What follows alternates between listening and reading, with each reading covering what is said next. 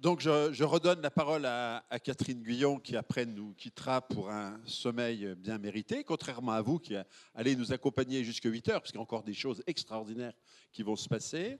Donc, je disais tout à l'heure, venez en Lorraine, venez voir cette église Sainte-Jeanne d'Arc de Lunéville, d'autant que Catherine pilote une association pour sa sauvegarde, sa mise en valeur. Et c'est vraiment une église exceptionnelle.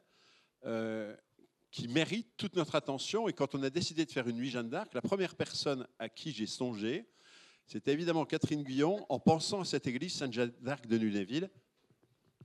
Je te laisse volontiers la parole. Ah ben t'as un micro. J'ai pris un micro, voilà. Alors effectivement, comme vous avez été sage, vous aurez droit à des images.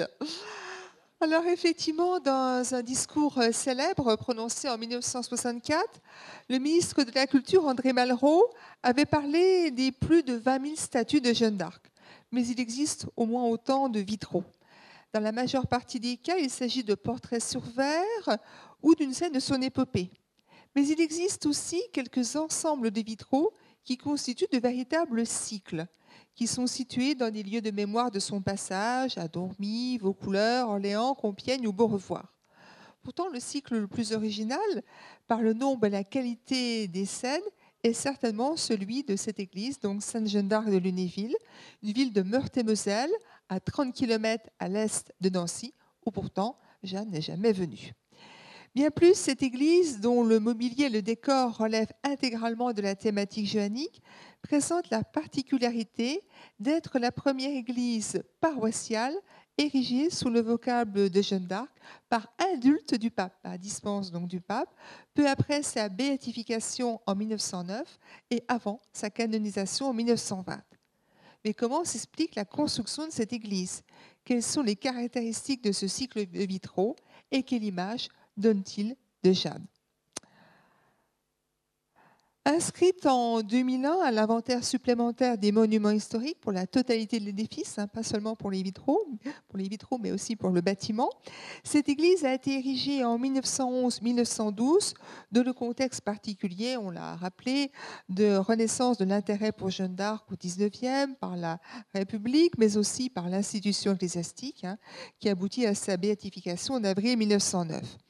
Cet intérêt s'est concrétisé par de nombreuses publications, représentations sculptées et peintes, surtout dans l'Est de la France, où la charnière des 19e et 20e siècles, la Belle Époque, riche en inventions techniques, a suscité un essor industriel et artistique, impulsé par l'Art nouveau de l'école de Nancy, mais a été aussi durablement marqué par la perte de l'Alsace et une partie de la Lorraine. Le souvenir de Jeanne et le désir de recouvrer ce qu'on appelait les provinces perdues, ainsi que la crainte d'une attaque allemande sur la frontière étaient constamment présents dans l'esprit des Lorrains et émaillaient les discours des responsables politiques et même des sermons d'hommes d'église, tels Monseigneur Turinas, évêque de Nancy et de Toul, qui allait jusqu'à haranguer les Allemands de l'autre côté de la frontière, ce qui lui a valu son surnom de Monseigneur Tambourinas. Alors, cet état d'esprit était particulièrement présent à Lunéville, surnommée la cité cavalière, importante ville de garnison, où il y avait 3000 hommes, 3000 chevaux, comme on le disait souvent, avec des cérémonies militaires imposantes dans la cour du château, et qui était la dernière grande gare avant la frontière, sous la voie ferrée Paris-Strasbourg. On était seulement à Lunéville, à 12 km de la frontière allemande, établie par le traité de Francfort de 1871.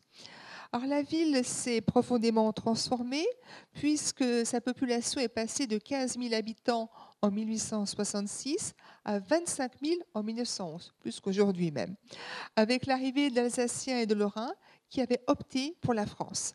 Alors, cet accroissement a surtout touché ce sud-est de la ville que j'ai cerclé de rouge, jusqu'à occupé par des terrains maraîchers où s'installèrent plus de 6 000 nouveaux venus, travaillant dans des usines fondées par des chefs d'entreprise alsaciens et mosellans qui ont permis d'ailleurs l'essor industriel de la ville. Alors, les plus connus sont de Dietrich, connu pour sa production donc d'automobiles puis de wagons de chemin de fer. Alors, sur le plan paroissial, ces nouveaux venus relevaient de l'église paroissiale Saint-Jacques, la seule de la ville alors, située donc près du château, mais elle était jugée assez difficile d'accès et surtout trop éloignée pour ces nouveaux habitants qui ne se sentaient pas toujours très bien accueillis par les Lunévillois de souche et qui ont très vite demandé à ce qu'une église soit érigée dans leur quartier. Le projet, commencé en 1900, a été stoppé par la loi de 1905, mais a repris donc en 1909 et a abouti l'année suivante.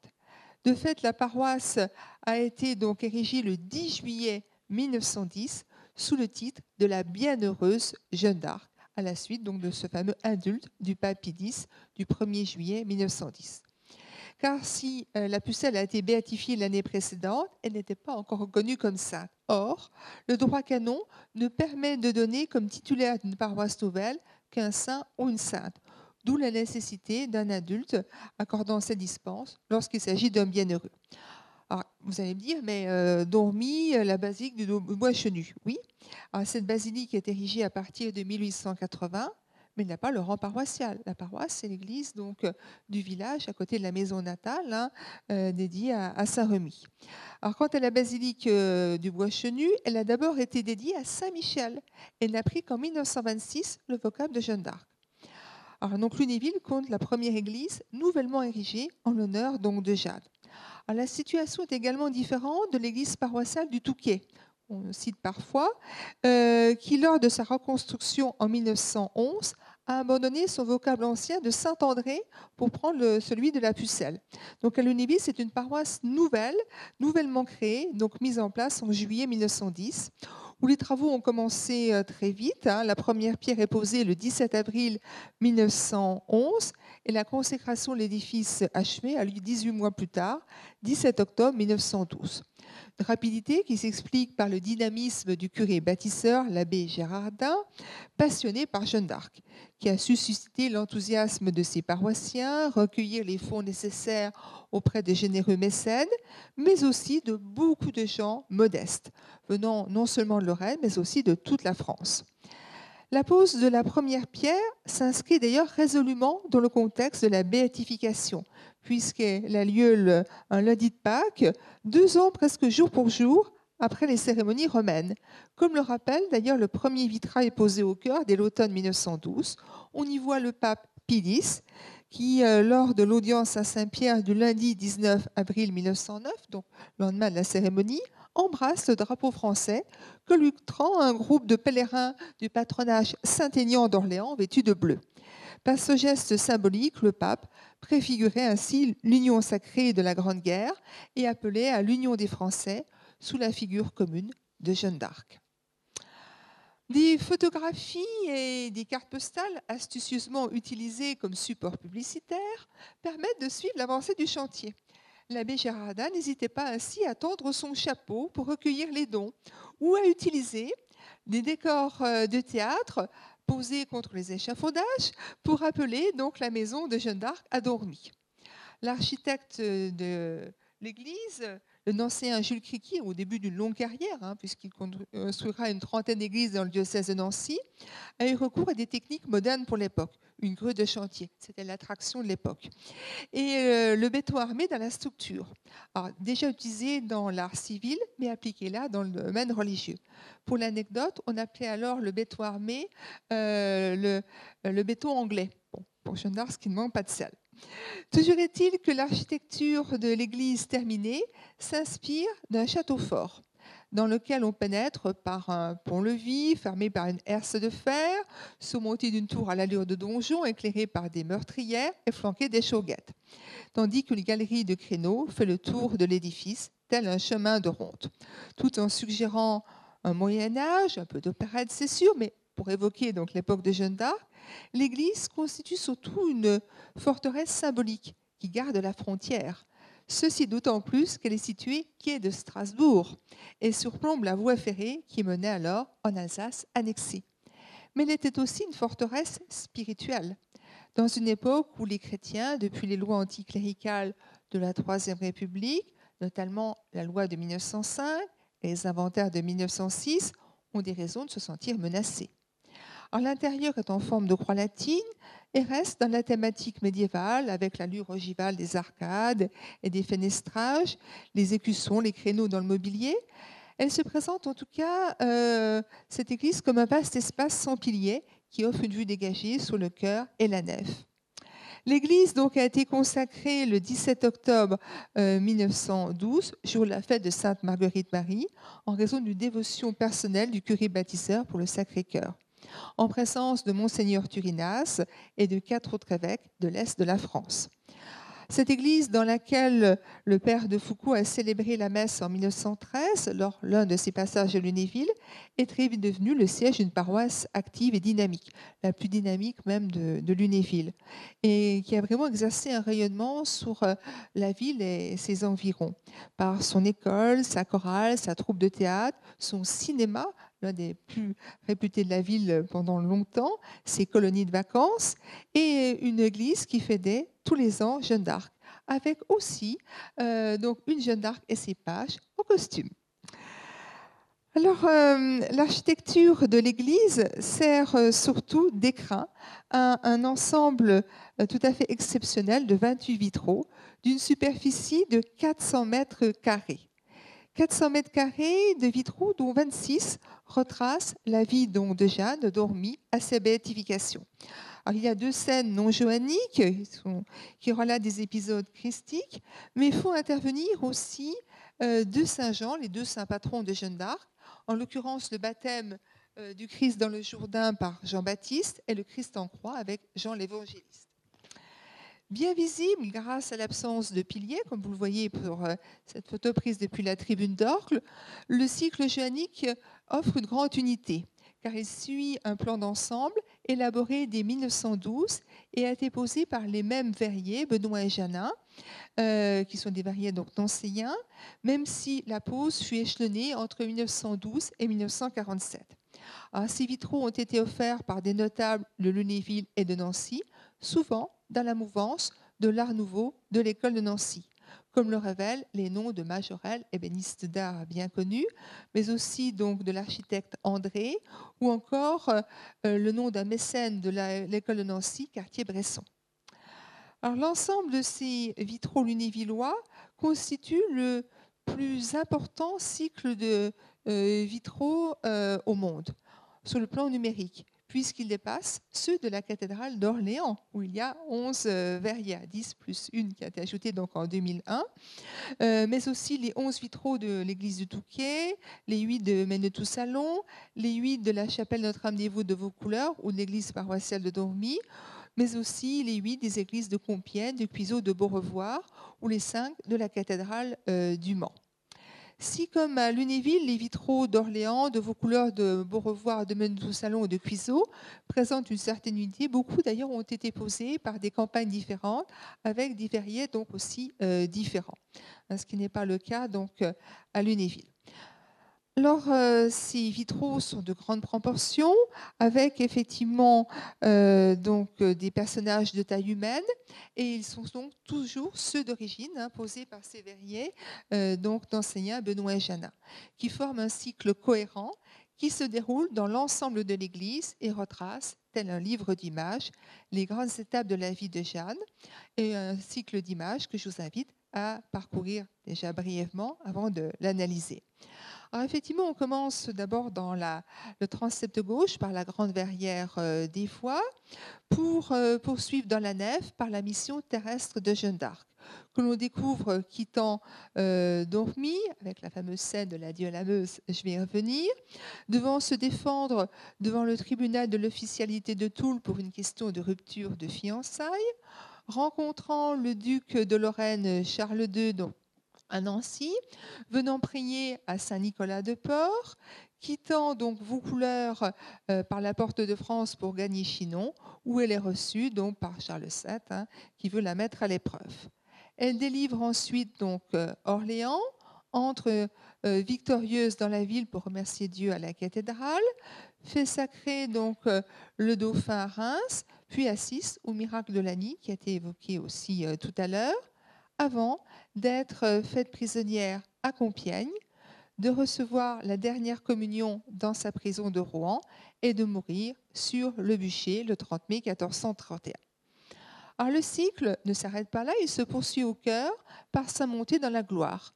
Son arrivée donc au ciel, sa réhabilitation en 1456, sa béatification en 1909 et la communion des soldats, tandis que deux chapelles à l'entrée de l'église évoquent deux aspects de son culte, la protection donc des poilus et la sainteté féminine, où Jeanne est en bonne place. Alors, cet ensemble que je viens de faire défiler présente plusieurs caractéristiques. Il offre d'abord un récit complet de l'épopée joannique, avec davantage de scènes que dans les autres cycles, et ne s'arrête pas à la mort de Jeanne, puisqu'il aborde aussi donc, sa vie posthume. Comme c'est souvent le cas dans les vitraux joanniques, 6 scènes lunévilloises s'inspirent de tableaux connus, en l'occurrence ceux des peintres Scherrer, Michel et Le Neveu.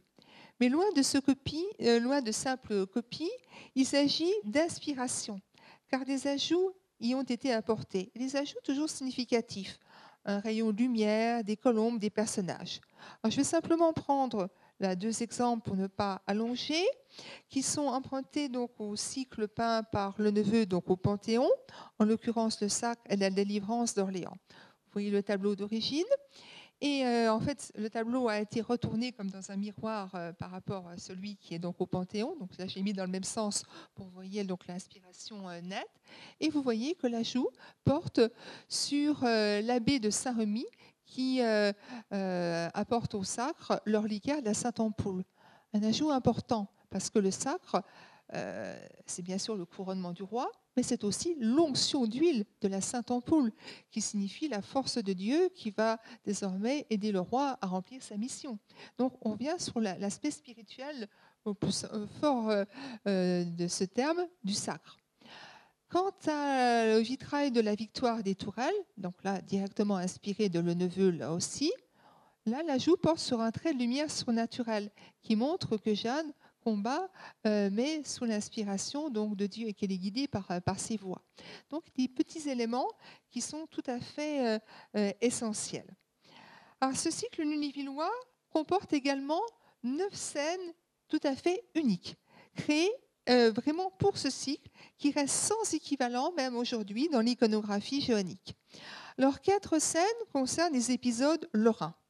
L'adieu donc à Dormy, qui illustre le poème de Charles Péguy qui a été évoqué tout à l'heure, l'adieu à la Meuse, adieu Meuse, douce et endormeuse de mon enfance, mais aussi donc la convocation devant l'officialité de Toul, ou encore l'entrevue avec le duc de Lorraine Charles II, le passage à Saint-Nicolas-de-Port, un épisode qui a pu être discuté par les historiens, mais que des recherches récentes tentent de montrer qu'il est très probable.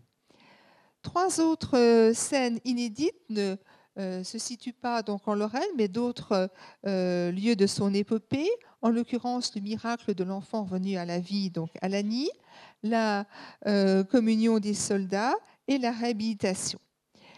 Quant à 2 autres scènes, également créées pour Lunéville, elles ont à leur tour servi de prototype, c'est-à-dire qu'elles ont été copiées, mais c'est vraiment le premier exemplaire, c'est Lunéville, et qui à son tour fait des émules. En l'occurrence, effectivement, les poilus de 14 qui montent à l'assaut protégés par le Christ et Jeanne d'Arc dans le ciel. Eh bien, ce vitrail a été copié une 12aine de fois dans la Meuse et dans les Vosges. Je vous ai mis donc 2 exemples, un vitrail donc de Neufchâteau et un vitrail effectivement de Mangienne dans la Meuse.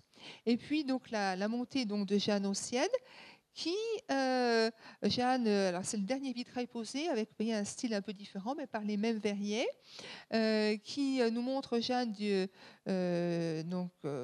est en train de mourir. Les tons froids évoquent plutôt les lieux qui ont marqué sa vie, comme si elle voyait redéfiler le film de sa vie en mourant, tandis qu'elle est aspirée vers le ciel. Et on pourrait peut-être y voir une illustration aussi donc, de Jeanne au bûcher de Claudel Onleguer, Jeanne du haut du bûcher qui voit donc défiler sa vie. Eh bien, ce vitrail a aussi été copié, notamment dans une église pas très loin de Lunéville, à Gerbévillers.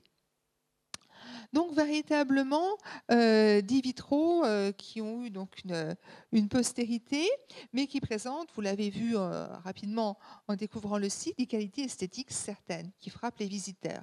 On a une mise en scène d'ensemble recherché, une riche palette de couleurs qui scintille sous le soleil et qui évolue selon les moments de la journée.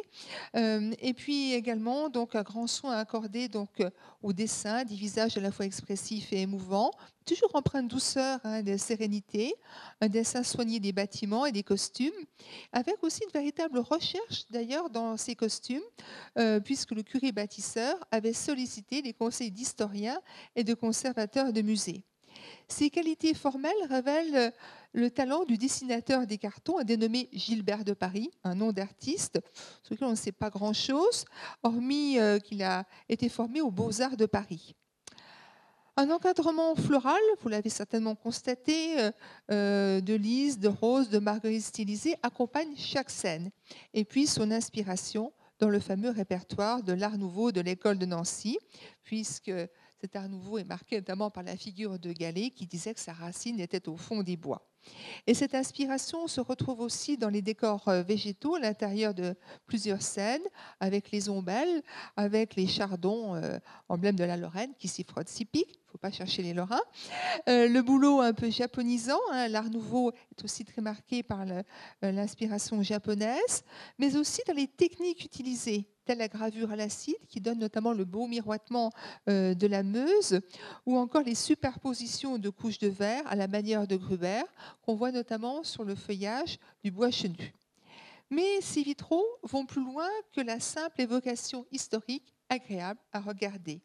Ils proposent un véritable parcours spirituel voulu par le curé bâtisseur l'abbé Gérardin, qui avait lourdement réfléchi à la place de chacune des scènes.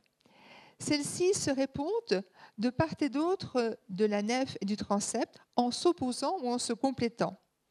Alors on a par exemple le départ pour de Dormy et le départ pour le ciel. On a Jeanne face à des ennemis qui triomphe à Toul, qui échoue à Compiègne. Il y a toujours effectivement un petit renvoi.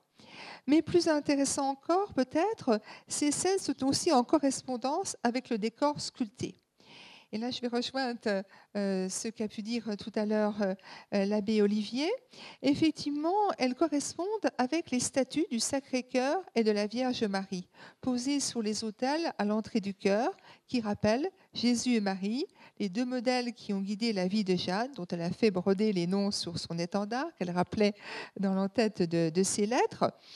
En tout cas, toute la partie gauche de la nef, du côté de la statue de la Vierge, est ponctuée de vitraux aux dominantes bleues, couleur mariale. En commençant au transept par la grande verrière des Foix, qui est aussi démarquée un peu sur une scène d'annonciation. C'est un ange qui s'adresse à une jeune fille. Elle relate en tout cas toute cette partie des épisodes mettant en évidence le départ, la vie, le renouveau, avec un décor souvent printanier et un ciel clair. Et puis la statue de la Vierge fait écho au vitrail qui lui fait face. On a les saints de France avec tout en haut la figure de la Vierge Marie avec des dominantes bleues. De la partie droite, du côté du Sacré-Cœur, se termine par le bûcher et comporte des teintes, au contraire des vitraux rouges, en référence à la Passion du Christ. Elle concerne davantage la souffrance, la mort, et très souvent avec un ciel crépusculaire.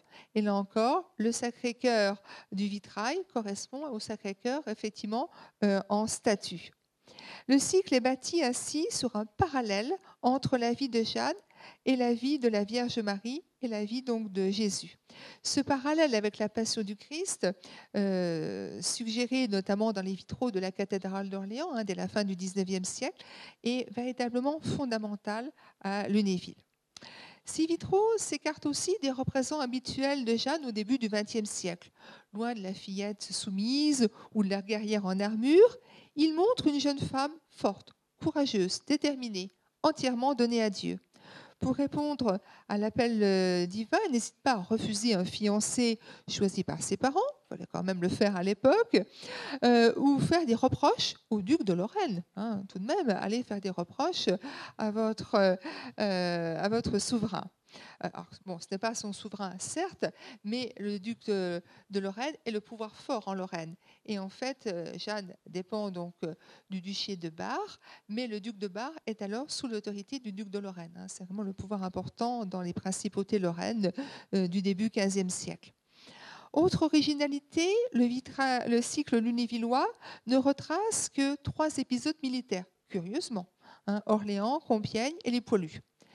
C'est d'autant plus surprenant que Lunéville se trouve effectivement dans un secteur densément militarisé. Lunéville est une ville de garnison, une ville de frontière, surtout dans le contexte de l'immédiate avant-guerre mondiale. Le curé bâtisseur entendait en fait montrer que Jeanne combat avant tout pour amener la paix. Jeanne n'aime pas la guerre, hein, elle dit qu'elle n'aime pas voir couler le sang. Elle ne combat que lorsqu'elle a épuisé toutes les tentatives de conciliation, hein, cela a été rappelé tout à l'heure. Et effectivement, le vitrail du départ de Vaucouleurs est particulièrement révélateur. Alors, il s'inspire du tableau donc, de Scherrer, de l'hôtel de ville de Vaucouleurs, où Jeanne quitte la porte de France et reçoit l'épée de Baudricourt. Mais les changements qui sont apportés sont significatifs. L'épée a disparu et Baudricourt n'est plus en position centrale, tandis qu'on a ajouté au premier plan des femmes agenouillées en prière. Et on a ajouté aussi dans le ciel un vol de colombe, emblème de paix. Alors, ces vitraux reposent enfin sur le cheminement spirituel de Jeanne que nous sommes donc invités à suivre. Jeanne offre un type de sainteté accessible à tous, simple, rayonnante, elle est disponible à Dieu, puis sa force dans la prière et les sacrements, en particulier celui de l'Eucharistie. Alors c'est vrai que Jeanne communiait beaucoup plus fréquemment que la plupart de ses contemporains. Elle se confessait pratiquement tous les jours et communiait au moins une fois par semaine, si ce n'est peut-être plus, ce qui était donc effectivement tout à fait exceptionnel à l'époque. Alors ce thème de la communion est peut-être à rapprocher aussi des directives du pape Pie X qui, au début du XXe siècle, insistait sur la communion fréquente. En tout cas, des phrases extraites des procès de condamnation et de nullité sont rappelées sur les vitraux et sont révélatrices de sa spiritualité. Quand elle voyait le corps du Christ, elle versait d'abondantes larmes. Ce n'est pas parce qu'elle était triste, c'était parce qu'elle était émue. Les larmes sont au Moyen-Âge surtout un signe d'émotion. Si des ennemis sont sur mon chemin, Dieu y est aussi, et Dieu première sa vie, qui est là aussi rappelé.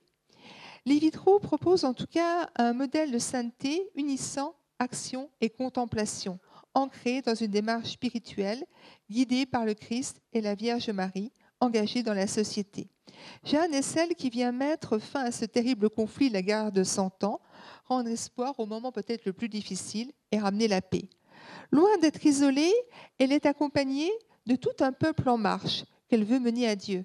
Et c'est ainsi qu'elle est bergère, avant tout au sens spirituel, celle qui conduit les hommes vers Dieu, comme le rappelle le vitrail de la communion des soldats, où on voit Jeanne entourée de ses compagnons d'armes qui ont été évoqués tout à l'heure, Lahire, Dunois, Xaintrailles, le sire d'Alençon.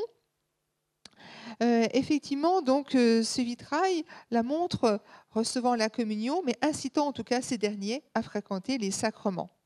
Le message de Jeanne ne concerne d'ailleurs pas que le passé, mais il s'étend en tout cas à l'époque de la construction de l'Église, puisque beaucoup de traits de visage des vitraux sont empruntés à des bienfaiteurs de l'Église. Alors, outre les évêques de Nancy, de Saint-Dié, qui sont sur le vitrail donc de la béatification, on reconnaît l'abbé Gérardin sur un autre scelle, l'entrepreneur de l'église d'Henri Masson, l'entrepreneur qui s'appelle Monsieur Masson, ce n'est pas banal, mais aussi des officiers, des soldats des 17e et 18e chasseurs de Lunéville, un juriste de Nancy et de très nombreux Lunévillois de toutes conditions donc, sociales. Pour conclure ce cycle, je dirais que cette église de Lunéville revêt ainsi une importance particulière. Déjà parce que c'est la première église paroissiale nouvellement érigée sous le vocable de Jeanne et qui, par ce titre, se présente un peu comme la mère des églises Jeanne d'Arc du monde entier. Elle renferme également un cycle exceptionnel par le nombre et la qualité des vitraux, et plus encore par le parcours spirituel qu'elle propose. Rarement les représentations de Jeanne d'Arc sur verre sont allées aussi loin dans l'appréciation de sa sainteté. Loin d'être cantonnée au passé, au contexte particulier de la construction de l'Église, elle présente un modèle de sainteté accessible qui s'adresse aux hommes de toute époque et au-delà des siècles, nous invite à ne pas baisser les bras face aux difficultés en suivant les deux modèles qui ont guidé Jeanne, les modèles de Jésus et de la Vierge Marie. Alors effectivement, les difficultés, eh bien, nous en connaissons actuellement donc dans cette église, où face au manque de prêtres, face à l'évolution effectivement de l'institution ecclésiastique, au regroupement des paroisses aujourd'hui, eh bien cette église, donc par décision du curé actuellement, n'est plus affectée depuis 2021, donc c'est récent au culte, et c'est pourquoi l'église à laquelle je m'intéresse depuis 30 ans, c'était aussi ma paroisse initialement. Nous avons, avec des amis, constitué une association il y a 1 an pour la sauvegarder, pour valoriser ce cycle des vitraux, donc l'association des Amis de Sainte-Jeanne d'Arc de Lunéville. Alors, nous avons déjà rassemblé 130 membres, mais nous souhaitons en rassembler le plus possible. Et nous serions très heureux de compter de nouveaux membres. Et donc, effectivement, je ne peux aussi que vous inviter à consulter notre site Internet, notre page Facebook qu'on alimente régulièrement. Et surtout, si lors d'un passage dans l'Est de la France, vous venez à vous approcher de Lunéville, surtout faites un crochet par notre église. Nous serons très heureux de vous y accueillir.